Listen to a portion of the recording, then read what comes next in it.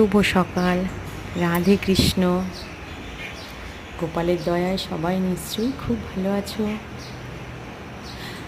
আজ আমরা শান্তিপুর, বাবা মায়ের বাড়ি শান্তিপুর থেকে চলে এসেছি কুন্তিঘাটে বাড়ি তুলসী মন্দিরে। আজ আমি গোপালকে সকালবেলায় বসিয়ে দিয়েছি, আর গোপালকে বসিয়ে দিয়ে ঠাকুরের বাসন মেজিয়ে ফুল তুলে সব ঠিকঠাক করে নিয়েছি।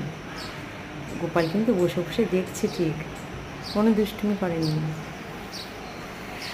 আর তারপরে গোপালকে নিয়ে একটু বাড়িতে ঘুরিয়ে কিছু ফুল গাছের ফুল গোপালকে দেখিয়ে ঘরে নিয়ে চলে যাব ঠাকুর ঘরে।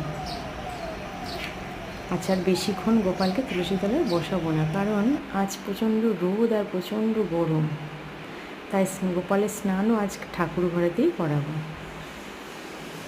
গোপাল বসে বসে দেখছে।